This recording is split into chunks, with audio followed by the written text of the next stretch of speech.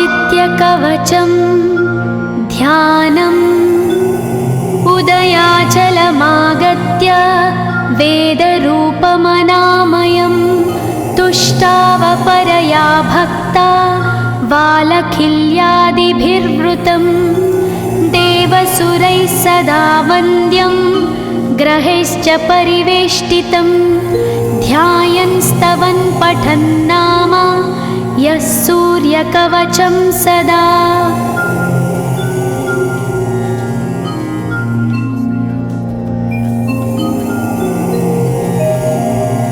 कवचं गृणिः पातु शिरोदेशं सूर्यः पालं च पातु मे आदित्यो लोचने पातु श्रुतिपातः प्रभाकरः घ्राणं पातु सदा भानो अर्क पातु तथा।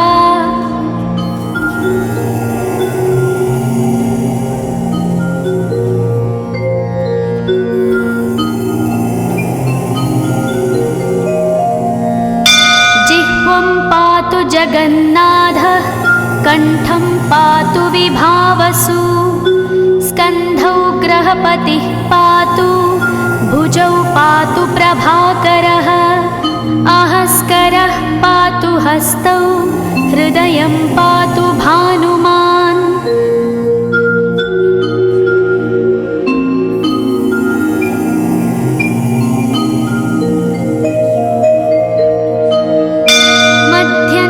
पातु सप्ताश्वो नाभिं पातु नभोमणिः द्वादशात्मा कटिं पातु सविता पातु सक्तिनी ऊरू पातु सुरश्रेष्ठो जानुनी पातु भास्करः जङ्घे पातु च मार्ताण्डो गुल्फौ पातु त्विषाम्पतिः।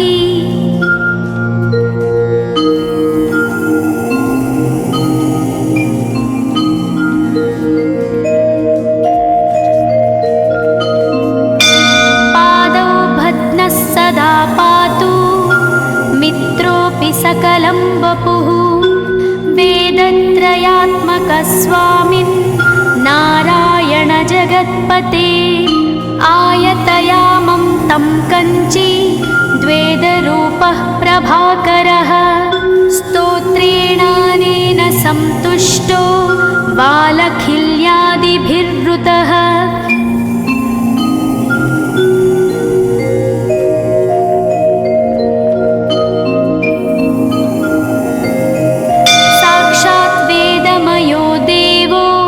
रथारूढः समागतः तं दृष्ट्या सहस्तोत्थाय दण्डवत् प्रणमन् भुवि कृताञ्जलिपुटो भूत्वा सूर्यस्याग्रे स्तुवत्तदा वेदमूर्तिः महाभागो ज्ञानदृष्टिर्विचार्य च ब्रह्मणा स्थापितं पूर्वं यथा यमाविवर्जितम्।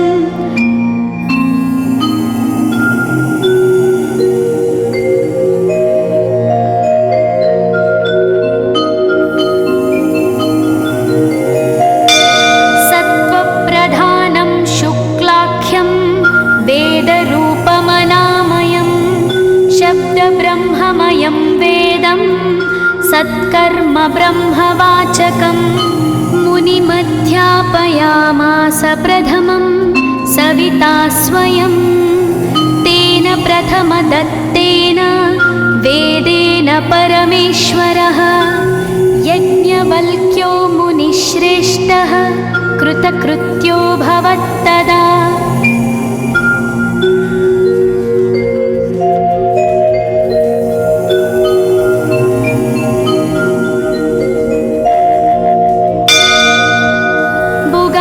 सकलान् वेदान् ज्ञातवान् सूर्यसन्निधौ इदं स्तोत्रं महापुण्यं रुद्रं पापनाशनं यः पठेच्छृणुयाद्वापि सर्वपापैः प्रमुच्यते। वेदार्थज्ञानसम्पन्नः सूर्यलोकमवाप्नुयात्। इति स्कन्दपुराणे गौरीखण्डे आदित्यकवचं सम्पूर्णम्।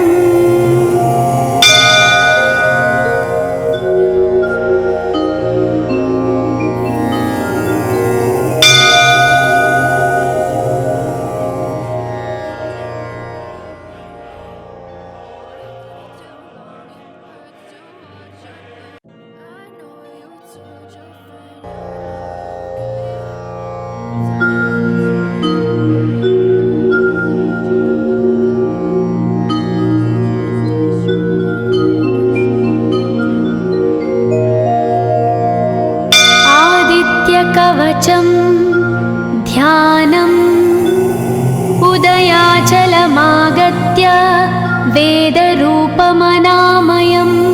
तुष्टावपरया भक्ता वालखिल्यादिभिर्वृतं देवसुरैः सदा वन्द्यं ग्रहैश्च परिवेष्टितं ध्यायन् स्तवन् पठन् नाम यः सूर्यकवचं सदा।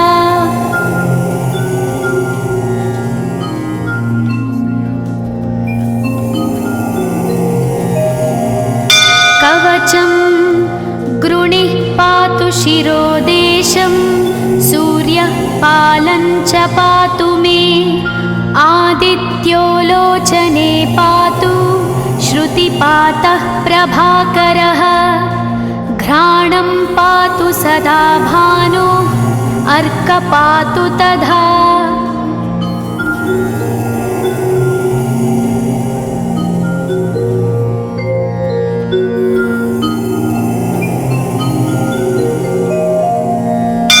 जिह्वं पातु जगन्नाथः कण्ठं पातु विभावसु स्कन्धौ ग्रहपतिः पातु भुजौ पातु प्रभाकरः अहस्करः पातु हस्तौ हृदयं पातु भानुमान्।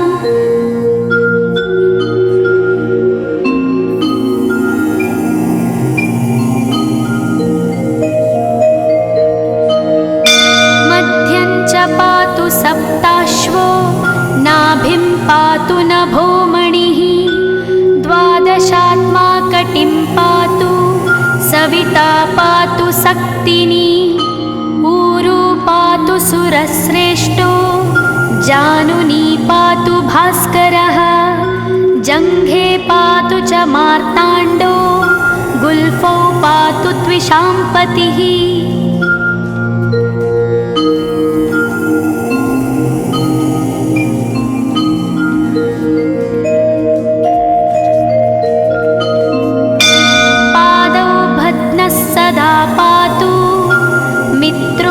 सकलं वपुः वेदत्रयात्मकस्वामिन् नारायण जगत्पते आयतयामं तं कञ्ची द्वेदरूपः प्रभाकरः स्तोत्रेणानेन सन्तुष्टो वालखिल्यादिभिर्वृतः।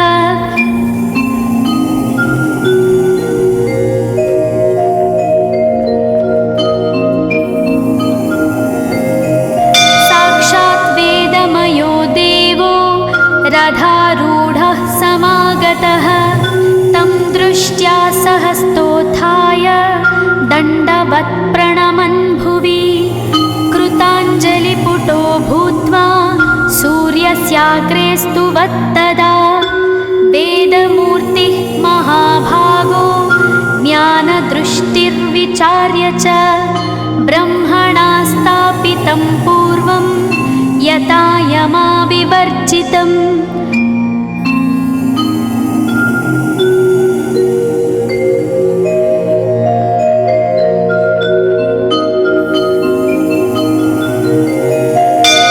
सत्त्वप्रधानं शुक्लाख्यं वेदरूपमनामयं शब्दब्रह्म सत्कर्म ब्रह्मवाचकं मुनिमध्यापयामास प्रथमं सविता स्वयं तेन प्रथमदत्तेन वेदेन परमेश्वरः यज्ञवल्क्यो मुनिश्रेष्ठः कृतकृत्यो भवत्तदा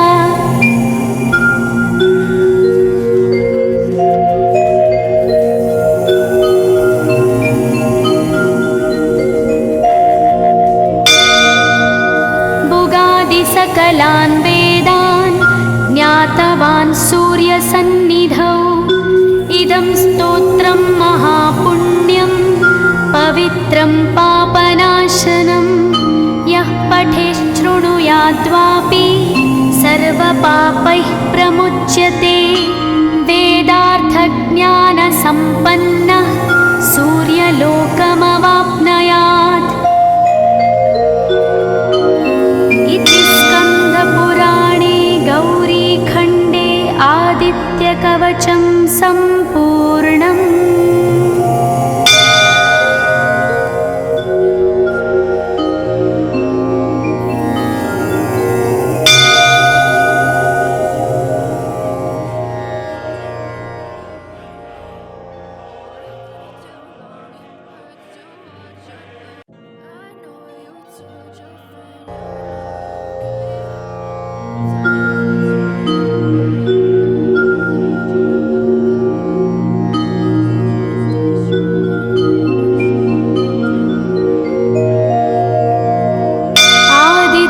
कवचं ध्यानम् उदयाचलमागत्य वेदरूपमनामयं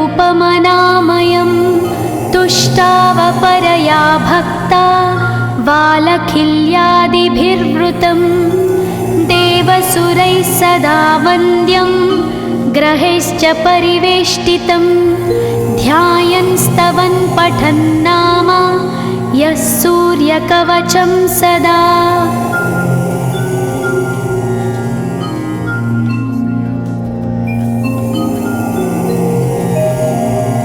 कवचं गृणिः पातु शिरोदेशं सूर्यः पालं च पातु मे आदित्यो लोचने पातु श्रुतिपातः प्रभाकरः घ्राणं पातु सदा भानो अर्क पातु तथा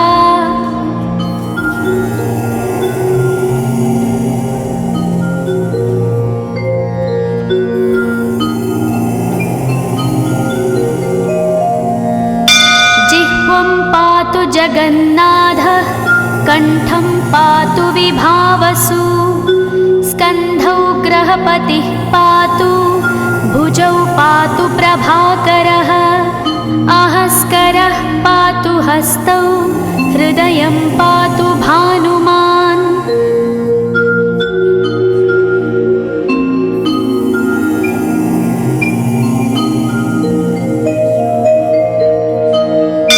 मध्यं च पातु सप्ताश्वो नाभिं पातु नभोमणिः द्वादशात्मा कटिं पातु सविता पातु सक्तिनी ऊरू पातु सुरश्रेष्ठो जानुनी पातु भास्करः जङ्घे पातु च मार्ताण्डो गुल्फौ पातु त्विषाम्पतिः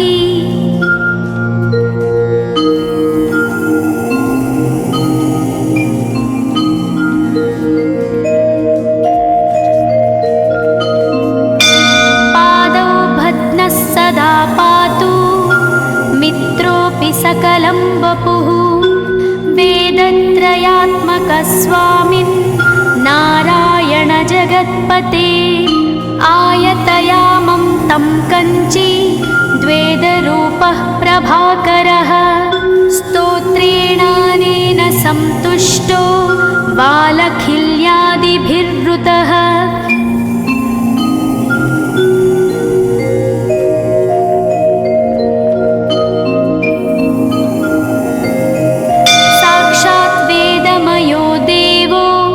रथारूढः समागतः तं दृष्ट्या सहस्तोत्थाय दण्डवत् प्रणमन् भुवि कृताञ्जलिपुटो भूत्वा सूर्यस्याग्रे स्तुवत्तदा वेदमूर्तिः महाभागो ज्ञानदृष्टिर्विचार्य च ब्रह्मणा स्थापितं पूर्वं यथा यमाविवर्जितम्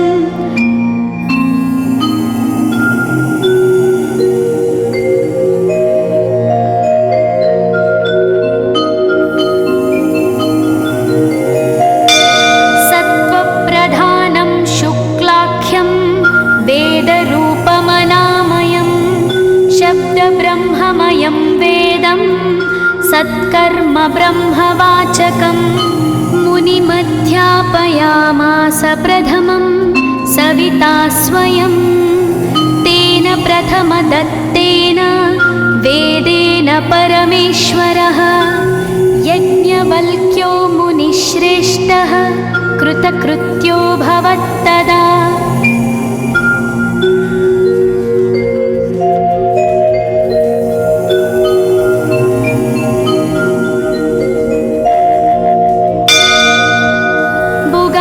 सकलान् वेदान् ज्ञातवान् सूर्यसन्निधौ इदं स्तोत्रं महापुण्यं पवित्रं पापनाशनं यः पठेच्छृणुयाद्वापि सर्वपापैः प्रमुच्यते वेदार्थज्ञानसम्पन्नः सूर्यलोकमवाप्नुयात्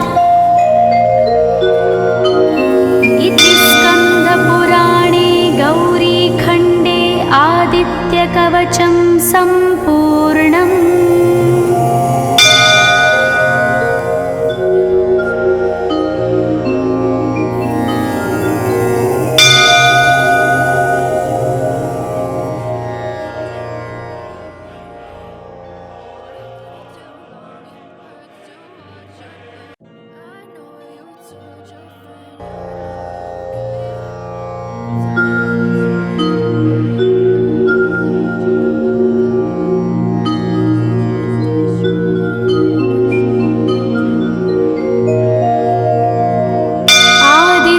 कवचं ध्यानम् उदयाचलमागत्य वेदरूपमनामयं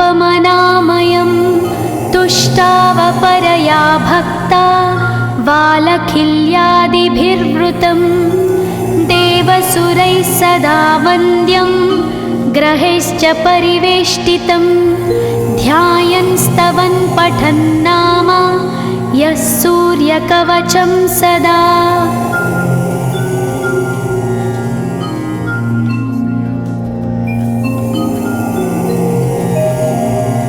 कवचं गृणिः पातु शिरोदेशं सूर्यः पालं च पातु मे आदित्यो लोचने पातु श्रुतिपातः प्रभाकरः घ्राणं पातु सदा भानो अर्क पातु तथा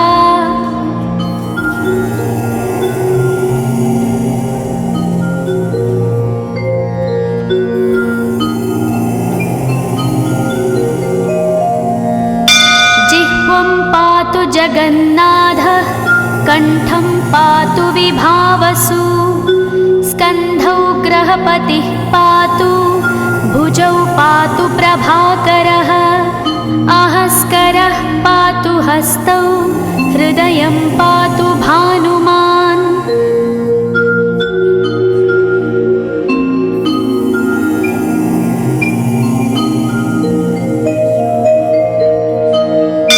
मध्यं च पातु सप्ताश्वो नाभिं पातु नभोमणिः द्वादशात्मा कटिं पातु सविता पातु सक्तिनी ऊरू पातु सुरश्रेष्ठो जानुनी पातु भास्करः जङ्घे पातु च मार्ताण्डो गुल्फौ पातु त्विषाम्पतिः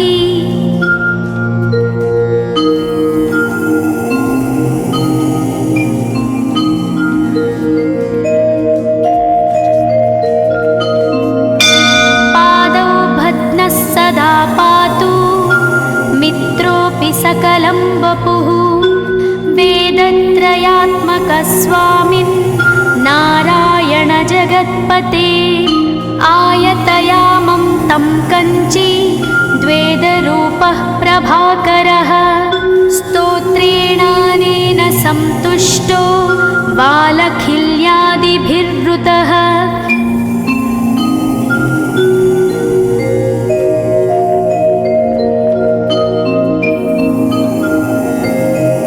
साक्षात् वेदमयो देवो रथारूढः समागतः तं दृष्ट्या सहस्तोत्थाय दण्डवत् प्रणमन् भुवि कृताञ्जलिपुटो भूत्वा सूर्यस्याग्रे स्तुवत्तदा वेदमूर्तिः महाभागो ज्ञानदृष्टिर्विचार्य च ब्रह्मणा स्थापितं पूर्वं यथा यमाविवर्जितम्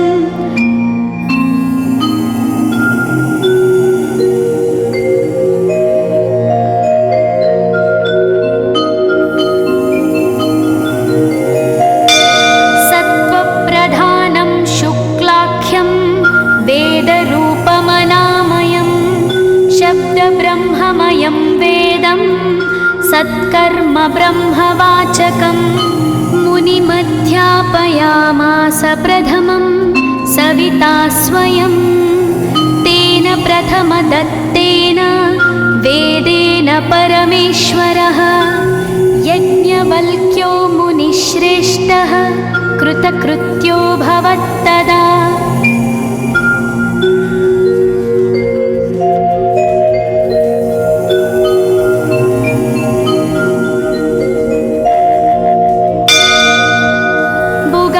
सकलान् वेदान् ज्ञातवान् सूर्यसन्निधौ इदं स्तोत्रं महापुण्यं पवित्रं पापनाशनं यः पठेच्छृणुयाद्वापि सर्वपापैः प्रमुच्यते वेदार्थज्ञानसम्पन्नः सूर्यलोकमवाप्नुयात् स्कन्दपुराणे गौरीखण्डे आदित्यकवचं सम्पूर्णम्।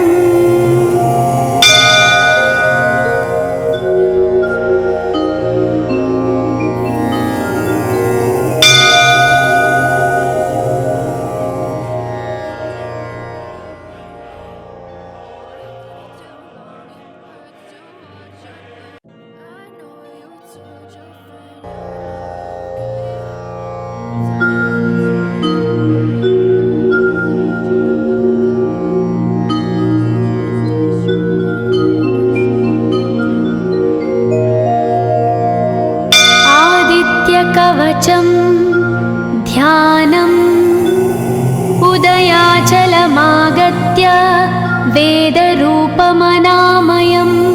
तुष्टावपरया भक्ता बालखिल्यादिभिर्वृतं देवसुरैः सदा वन्द्यं ग्रहैश्च परिवेष्टितं ध्यायन् स्तवन् पठन् नाम यः सूर्यकवचं सदा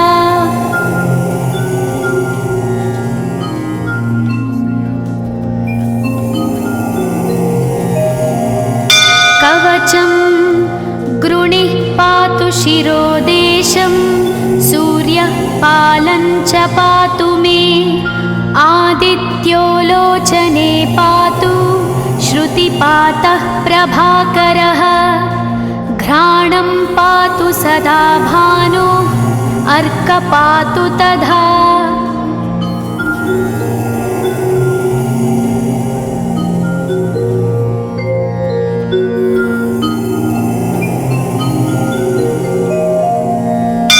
जिह्वं पातु जगन्नाथः कण्ठं पातु विभावसु स्कन्धौ ग्रहपतिः पातु भुजौ पातु प्रभाकरः आहस्करः पातु हस्तौ हृदयं पातु भानुमान्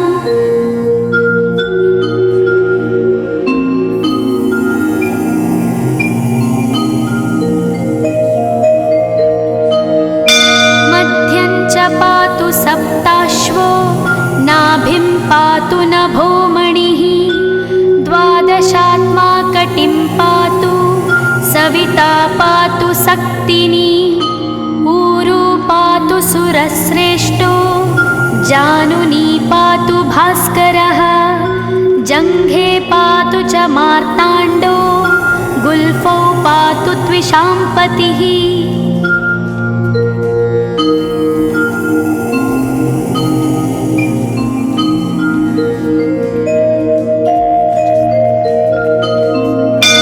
पादौ भद्नः सदा पातु मित्रोऽपि सकलं वपुः वेदत्रयात्मकः स्वामिन् नारायण जगत्पते आयतयामं तं कञ्ची द्वेदरूपः प्रभाकरः स्तोत्रेणानेन सन्तुष्टो वालखिल्यादिभिर्वृतः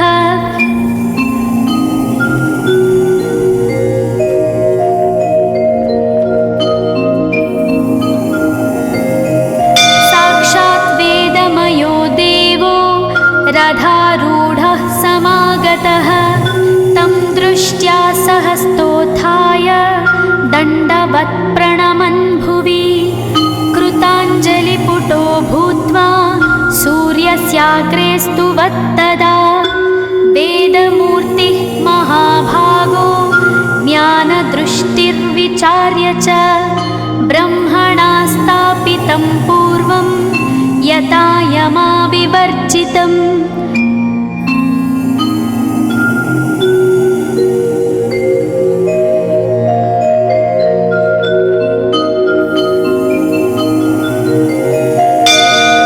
सत्त्वप्रधानं शुक्लाख्यं वेदरूपमनामयं शब्दब्रह्ममयं वेदं सत्कर्म ब्रह्मवाचकं मुनिमध्यापयामास प्रथमं सविता स्वयं तेन प्रथमदत्तेन वेदेन परमेश्वरः यज्ञवल्क्यो मुनिश्रेष्ठः कृतकृत्यो भवत्तदा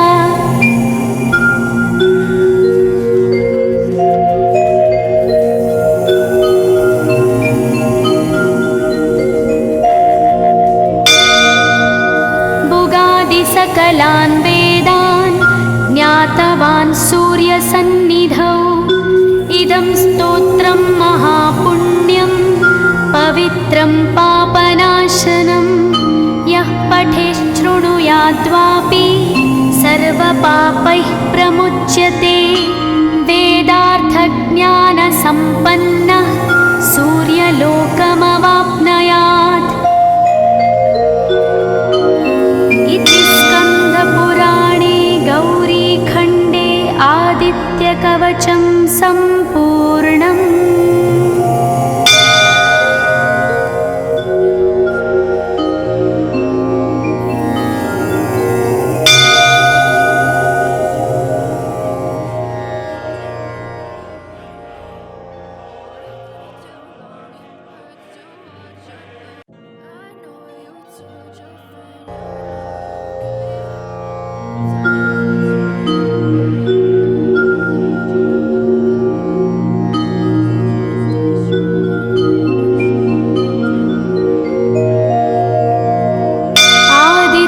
कवचं ध्यानम् उदयाचलमागत्य वेदरूपमनामयं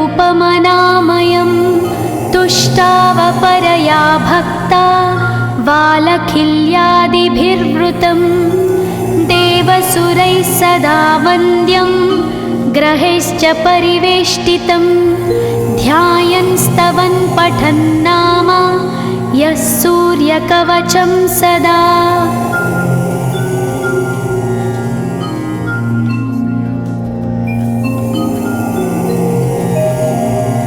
कवचं गृणिः पातु शिरोदेशं सूर्यः पालं च पातु मे आदित्यो लोचने पातु श्रुतिपातः प्रभाकरः घ्राणं पातु सदा भानो अर्क पातु तथा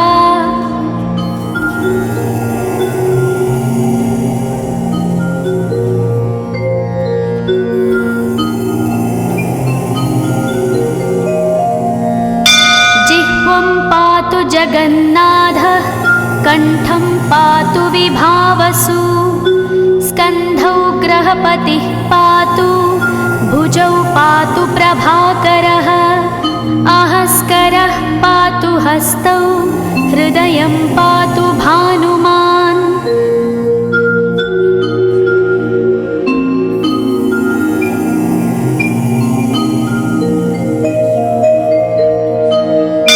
मध्यं च पातु सप्ताश्वो नाभिं पातु नभोमणिः द्वादशात्मा कटिं पातु सविता पातु सक्तिनी ऊरू पातु सुरश्रेष्ठो जानुनी पातु भास्करः जङ्घे पातु च मार्ताण्डो गुल्फौ पातु त्विषाम्पतिः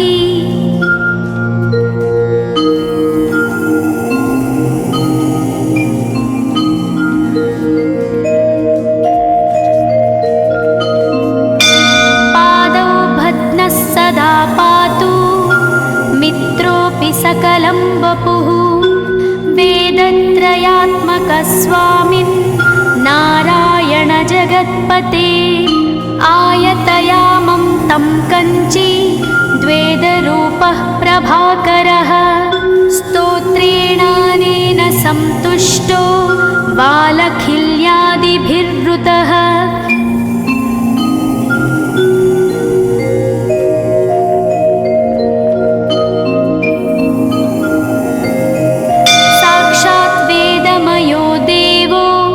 रथारूढः समागतः तं दृष्ट्या सहस्तोत्थाय दण्डवत् प्रणमन् भुवि कृताञ्जलिपुटो भूत्वा सूर्यस्याग्रे स्तुवत्तदा वेदमूर्तिः महाभागो ज्ञानदृष्टिर्विचार्य च ब्रह्मणा स्थापितं पूर्वं यथा यमाविवर्जितम्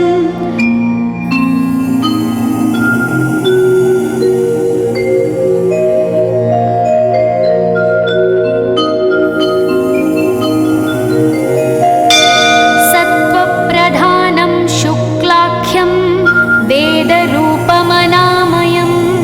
शब्दब्रह्ममयं वेदं सत्कर्म ब्रह्मवाचकम् मुनिमध्यापयामास प्रथमं सविता स्वयं तेन प्रथमदत्तेन वेदेन परमेश्वरः यज्ञवल्क्यो मुनिश्रेष्ठः कृतकृत्यो भवत्तदा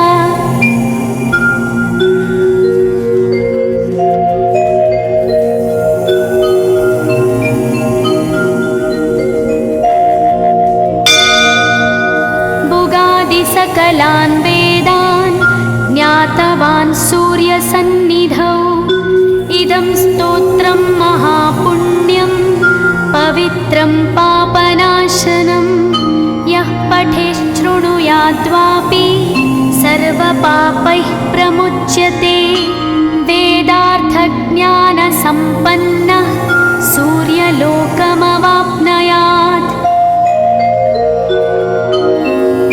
स्कन्दपुराणे गौरीखण्डे आदित्यकवचं सम्पूर्णम्।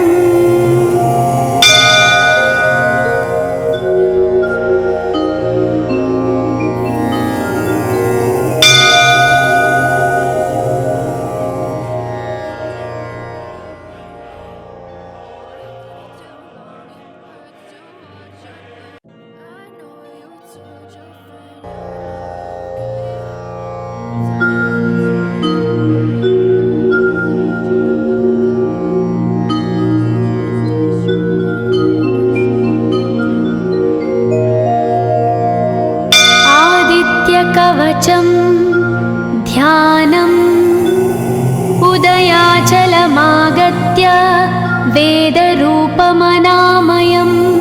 तुष्टावपरया भक्ता वालखिल्यादिभिर्वृतं देवसुरैः सदा वन्द्यं ग्रहैश्च परिवेष्टितं ध्यायन् स्तवन् पठन् नाम यः कवचं सदा।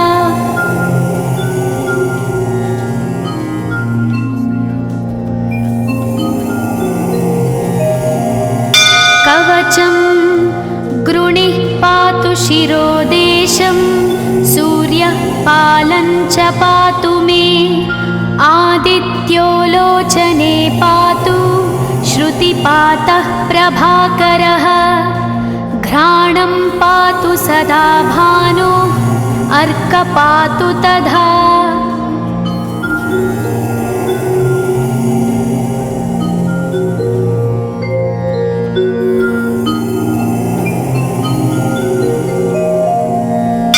जिह्वं पातु जगन्नाथः, कण्ठं पातु विभावसु, स्कन्धौ ग्रहपतिः पातु, भुजौ पातु प्रभाकरः, अहस्करः पातु हस्तौ, हृदयं पातु भानुमान्।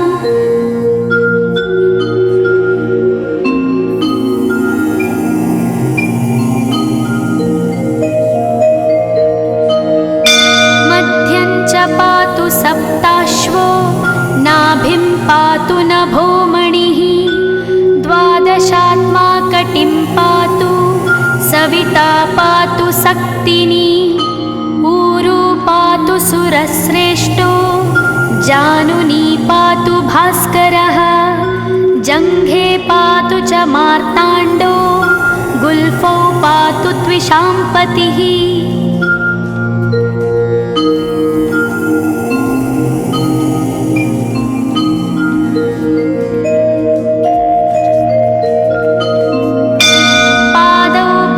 सदा पातु, मित्रोऽपि सकलं वपुः, वेदत्रयात्मकः स्वामिन्, नारायण जगत्पते, आयतयामं तं कञ्ची, द्वेदरूपः प्रभाकरः, स्तोत्रेणानेन सन्तुष्टो, बालखिल्यादिभिर्वृतः।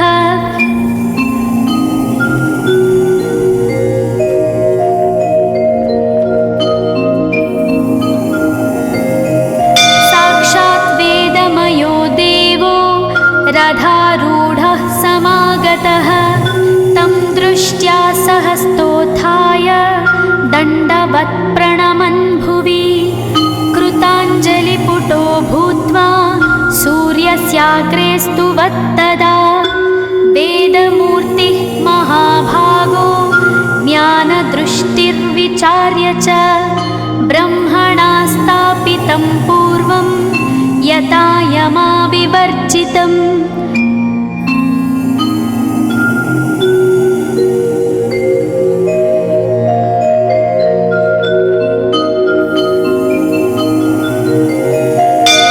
सत्त्वप्रधानं शुक्लाख्यं, वेदरूपमनामयं, शब्दब्रह्ममयं वेदं, सत्कर्म ब्रह्मवाचकम्, मुनिमध्यापयामास प्रथमं, सविता स्वयं, तेन प्रथमदत्तेन, वेदेन परमेश्वरः, यज्ञवल्क्यो मुनिश्रेष्ठः, कृतकृत्यो भवत्तदा।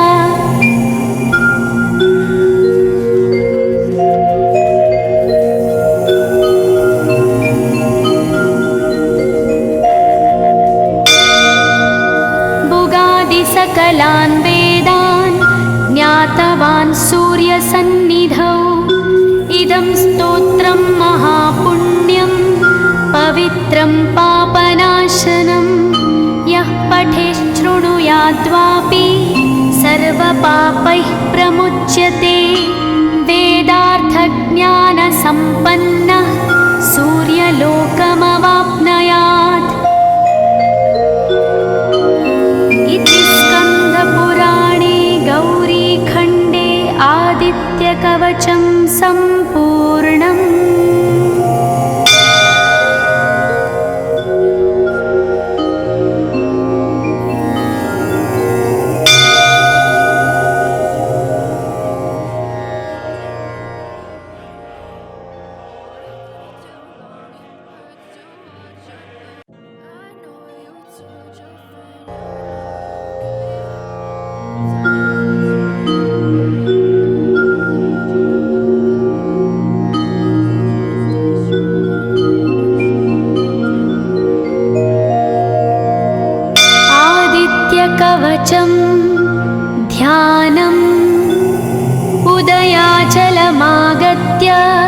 वेदरूपमनामयं तुष्टावपरया भक्ता वालखिल्यादिभिर्वृतं देवसुरैः सदा वन्द्यं ग्रहैश्च परिवेष्टितं ध्यायन् स्तवन् पठन् नाम यः सूर्यकवचं सदा।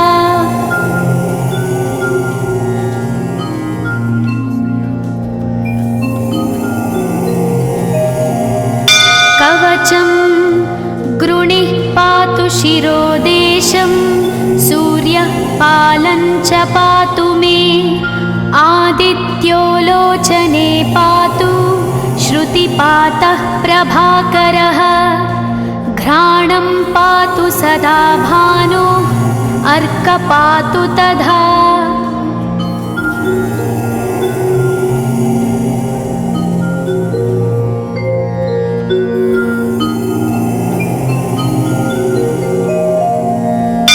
जिह्वं पातु जगन्नाथः कण्ठं पातु विभावसु स्कन्धौ ग्रहपतिः पातु भुजौ पातु प्रभाकरः अहस्करः पातु हस्तौ हृदयं पातु भानुमान्।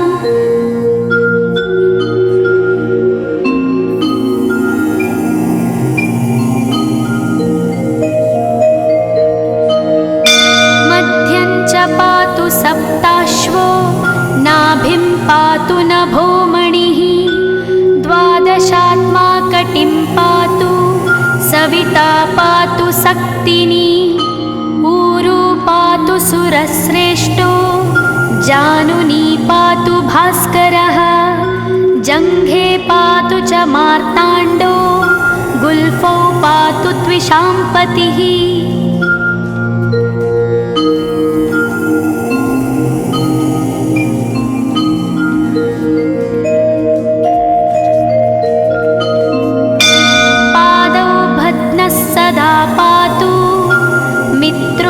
सकलं वपुः वेदत्रयात्मकस्वामिन् नारायण जगत्पते आयतयामं तं कञ्ची द्वेदरूपः प्रभाकरः स्तोत्रेणानेन सन्तुष्टो वालखिल्यादिभिर्वृतः।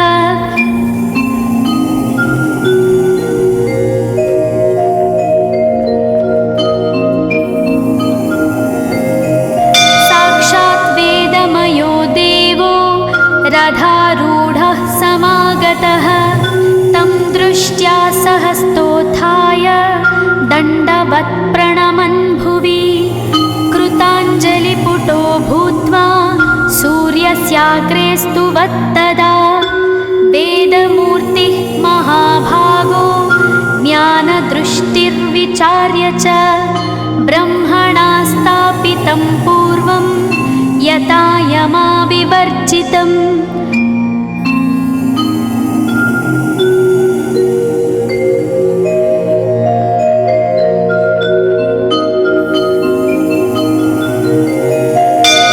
सत्त्वप्रधानं शुक्लाख्यं वेदरूपमनामयं शब्दब्रह्ममयं वेदं सत्कर्म ब्रह्मवाचकम् मुनिमध्यापयामास प्रथमं सविता स्वयं तेन प्रथमदत्तेन वेदेन परमेश्वरः यज्ञवल्क्यो मुनिश्रेष्ठः कृतकृत्यो भवत्तदा।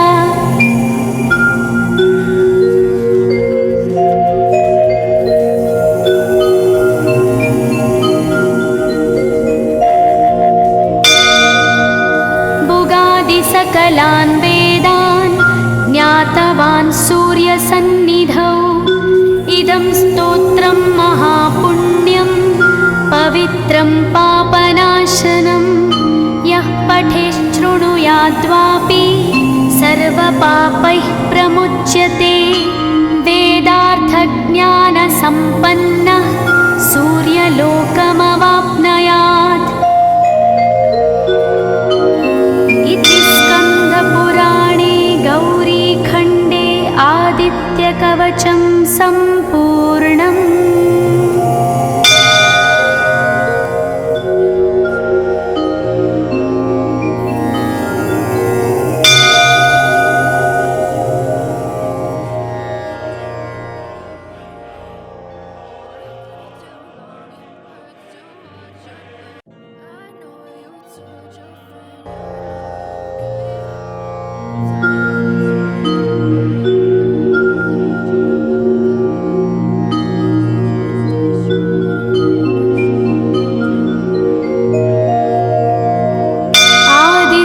कवचं ध्यानम् उदयाचलमागत्य वेदरूपमनामयं तुष्टावपरया भक्ता वालखिल्यादिभिर्वृतं देवसुरैः सदा वन्द्यं ग्रहैश्च परिवेष्टितं ध्यायन् स्तवन् पठन् नाम यः सूर्यकवचं सदा।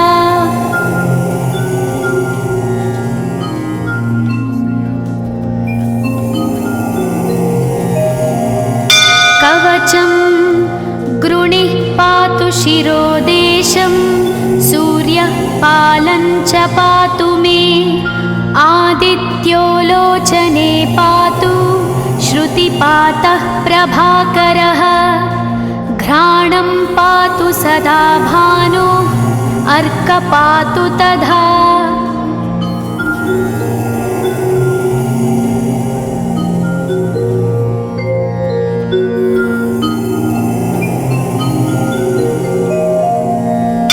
जिह्वं पातु जगन्नाथः कण्ठं पातु विभावसु स्कन्धौ ग्रहपतिः पातु भुजौ पातु प्रभाकरः अहस्करः पातु हस्तौ हृदयं पातु भानुमान्।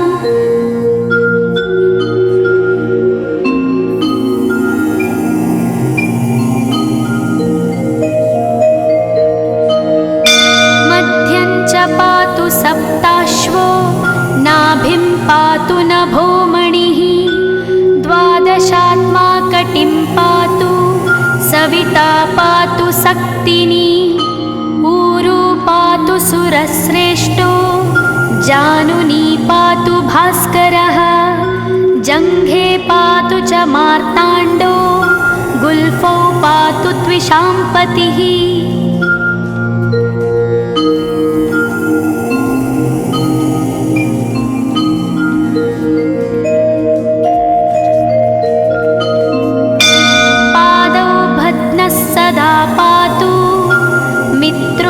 सकलं वपुः वेदत्रयात्मकस्वामिन् नारायण जगत्पते आयतयामं तं कञ्ची द्वेदरूपः प्रभाकरः स्तोत्रेणानेन सन्तुष्टो वालखिल्यादिभिर्वृतः।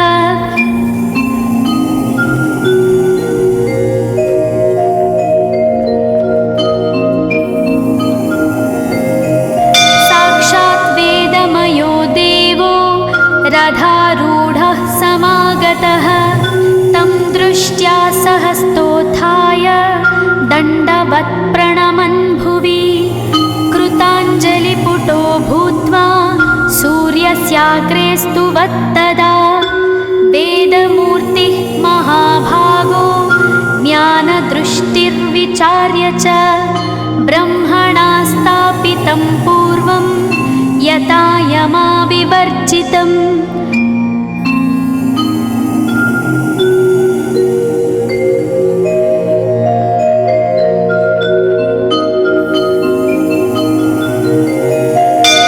सत्त्वप्रधानं शुक्लाख्यं वेदरूपमनामयं शब्दब्रह्ममयं वेदं सत्कर्म ब्रह्मवाचकम् मुनिमध्यापयामास प्रथमं सविता स्वयं तेन प्रथमदत्तेन वेदेन परमेश्वरः यज्ञवल्क्यो मुनिश्रेष्ठः कृतकृत्यो भवत्तदा।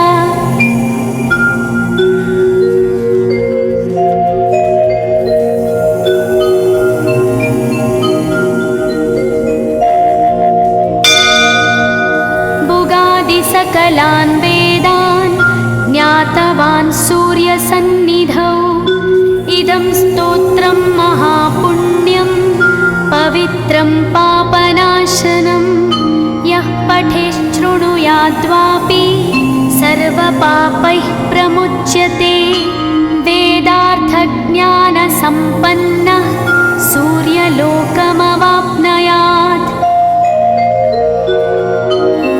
इति स्कन्दपुराणे गौरीखण्डे आदित्यकवचं सम्पूर्णम्।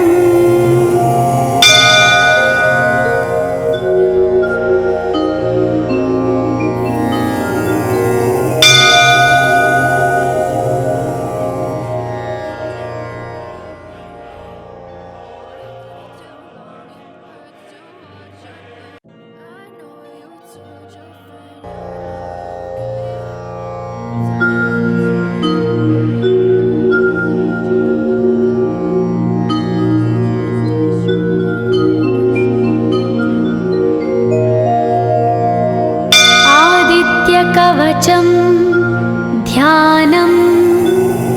उदयाचलमागत्य वेदरूपमनामयं तुष्टावपरया भक्ता वालखिल्यादिभिर्वृतं।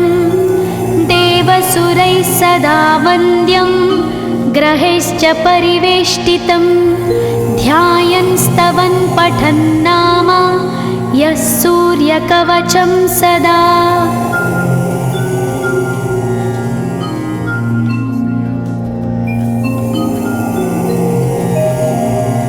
कवचं गृणिः पातु शिरोदेशं सूर्यः पालं च पातु मे।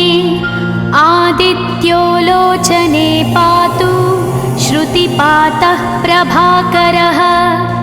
घ्राणं पातु सदा भानो अर्क पातु तथा।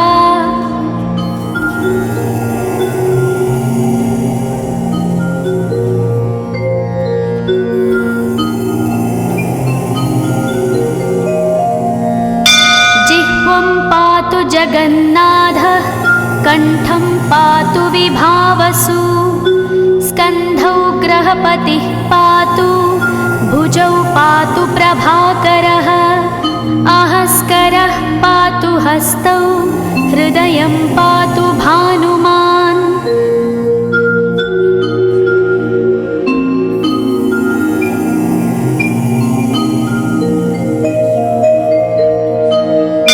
मध्यं च पातु सप्ताश्वो नाभिं पातु नभोमणिः। द्वादशात्मा कटिं पातु सविता पातु सक्तिनी।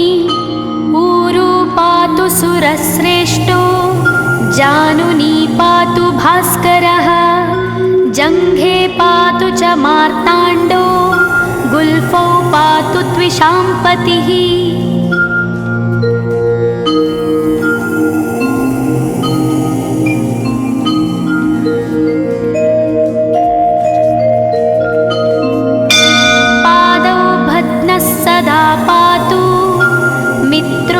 सकलं वपुः वेदत्रयात्मकस्वामिन् नारायण जगत्पते। आयतयामं तं कञ्ची द्वेदरूपः प्रभाकरः। स्तोत्रेणानेन सन्तुष्टो वालखिल्यादिभिर्वृतः।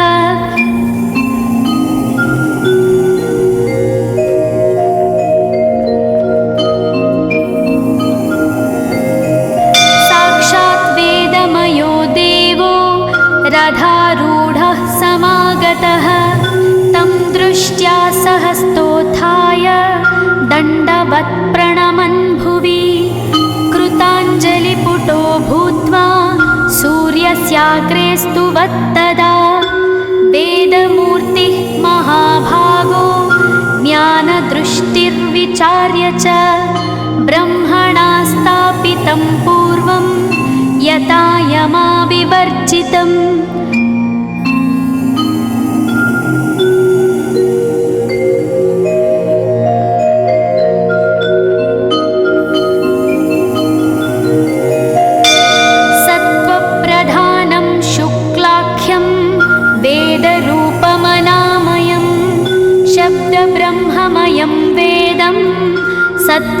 ब्रह्मवाचकं मुनिमध्यापयामास प्रथमं सविता स्वयं तेन प्रथमदत्तेन वेदेन परमेश्वरः यज्ञवल्क्यो मुनिश्रेष्ठः कृतकृत्यो भवत्तदा।